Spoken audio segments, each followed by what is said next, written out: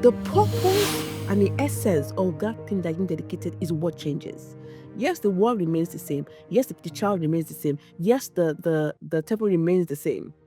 But each one now exists for God's purpose. That is what differentiates a thanksgiving, a blessing from a dedication. And that is why I compare dedication to that of a wedding and marriage. The work begins after the ceremony, where you are now faced with choices to either do God's will or your will, constantly every single day. Hi, everyone. Welcome back to Jola Speaks. Thank you for joining me once again today. Jola Speaks is focused on us growing with God. Welcome back to Jola Speaks. It's beautiful and summer here in the UK. Lovely. I'm just very grateful to God for everything that He's been doing. And even I've been tired lately, but God has really given me strength. I'm just grateful for the things that sometimes we consider very small, but they make a significant impact. So we're going to continue learning from the book of Nehemiah. We're going to continue from Nehemiah 12 this time. And our focus this week and probably next is on dedication. It sounds very basic, but I promise you, you will learn a lot from this particular series. Before I start, Holy Spirit, thank you for your word. Thank you for this topic on dedication. Help us to learn from you. Help me to deliver your word as you put in my heart.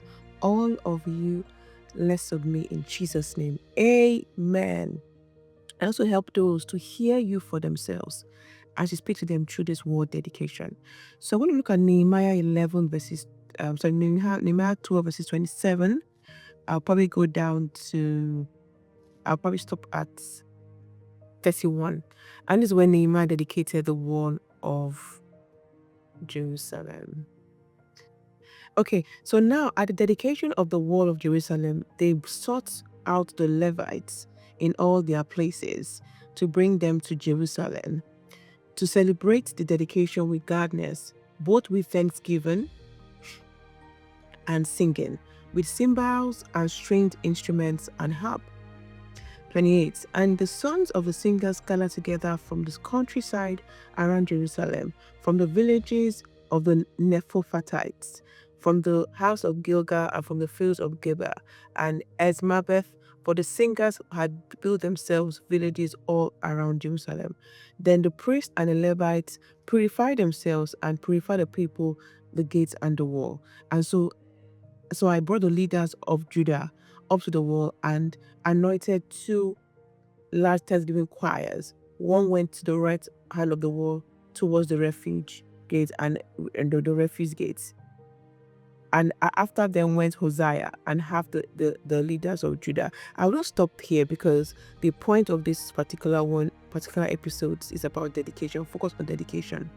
Now, here we are in Nehemiah. The wall has been built, the essence of the wall has actually comment happening. So the fact that the wall there was a wall being built, but also the importance and the significance of the wall meant that they were able to fellowship together, meant that they were protected. There were many other reasons why that wall needed to be built, right? And it really transformed how they worship, it brought them back to God, and so many other things that happened that we already learned from Nehemiah.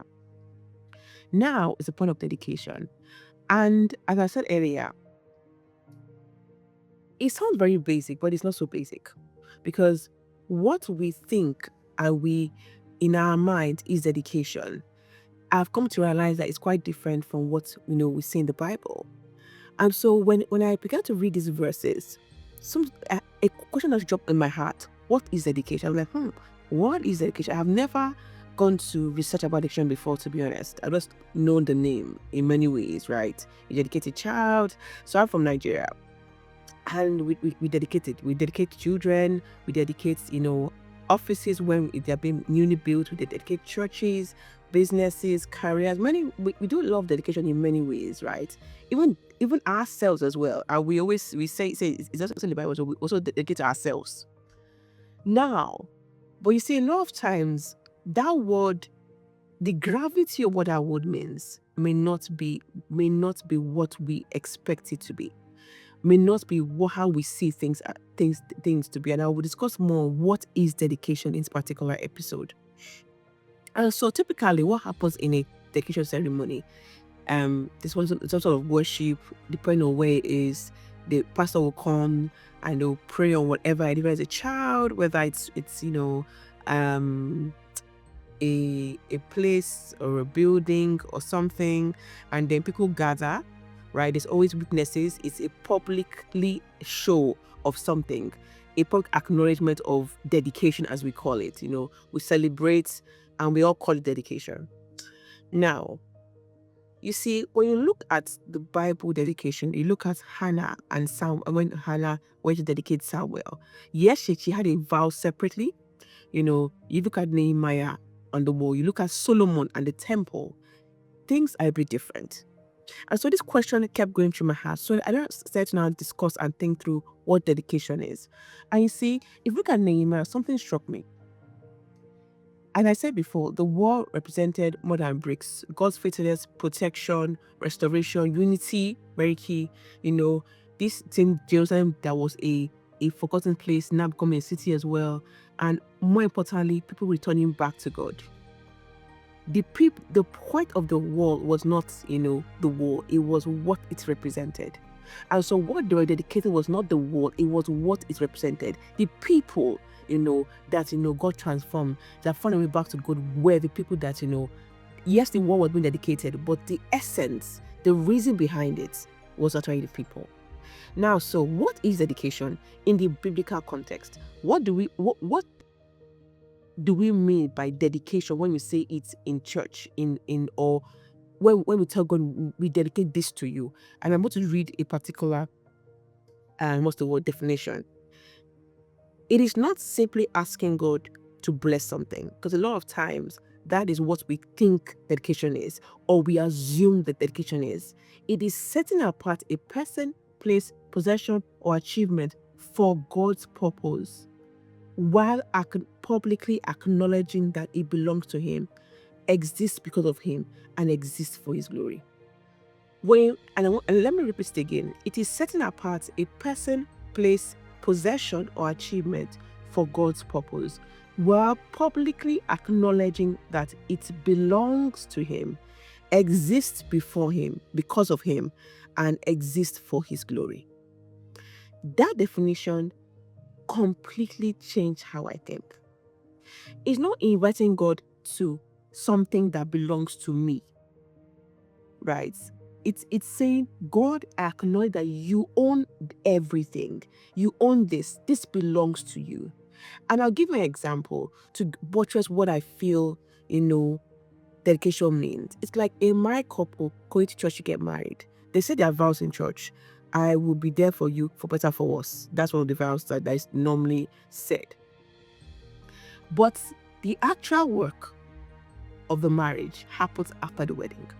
That ceremony is a public display of, the intention of both parties, but the actual work happens after that ceremony. That is when, those words that they've said comes to life. Would you be there for me, for better, for worse? Same as dedication, right? Would you actually align this particular thing that you're dedicated to my purpose, as you have said and claimed you will do before the public and before whatever ceremony that you had done? Would you actually do this thing as that you have promised to do in the dedication?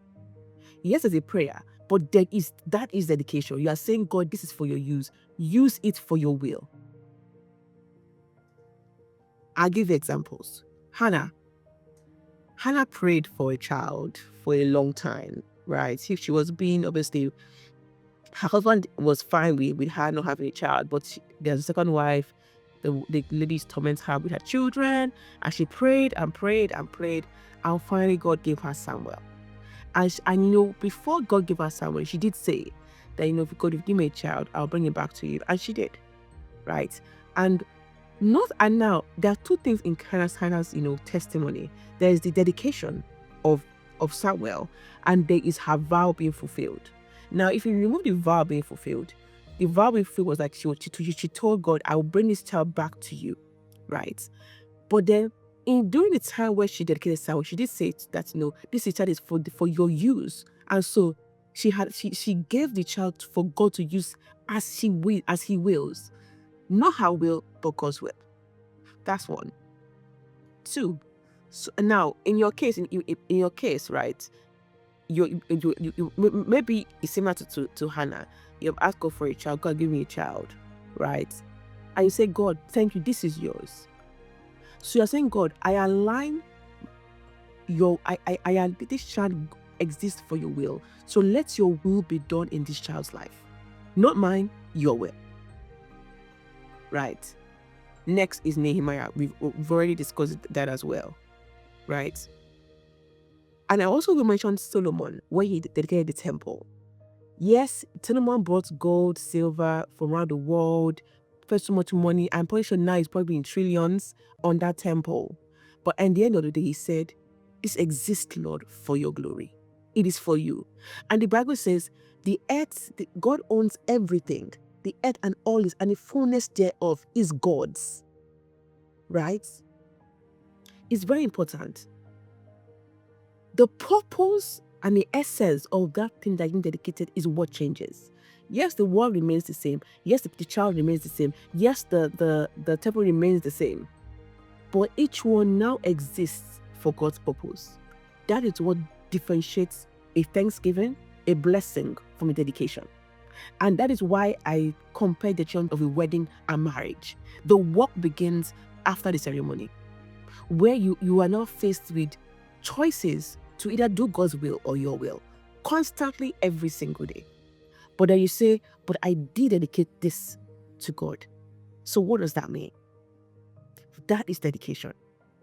That is dedication. And you see, there's a cost to dedication. We'll discuss in another episode. There's always a cost. There's a public show of affection, a public acknowledgement, yes. There is always a cost dedication. I will discuss this in another episode, because a lot of times people think the end in ceremony. No, that's just the beginning of what you are dedicated. And so on reflection, I want you to just reflect back. Think about when you dedicated a child, business, a career, a promotion, a house. Did you really dedicate it? Can you say that it was not a blessing? It was a dedication. Because if you look at the definition that I just read, and I won't read it again to you, it says, it is setting apart a person, place, possession, or achievement for God's purpose, while publicly acknowledging that it belongs to Him, exists because of Him, and exists for His glory. That is dedication. And so reflect on when you have done it in the past. Maybe for your child, maybe for a house, maybe for an office, a building, a business, career, promotion. What happened? Was it simply a ceremony? Or have you been living the life of dedicating it every single day to Him? Especially yourself. That's probably the most important thing, because we dedicate our lives to God. We say it in the Bible. We say it. We read and say, yes, Lord, I dedicate my life to you. We say it. We sing this with such love and passion. But have we really dedicated our lives to Him? Can we say that for a fact? So, I'll stop there, but I would like you to reflect. On the next episode, we'll discuss the cost of dedication. Because I said to you, there's always a cost. There is always a cost. Thank you for listening ultimately. God bless you. Remember, reflect on this. And I pray that as you reflect, God can show you things, that we all need to see. Because honestly, this really made me pause and think that, Jola, have you really dedicated your life or your child or your business or your house to God?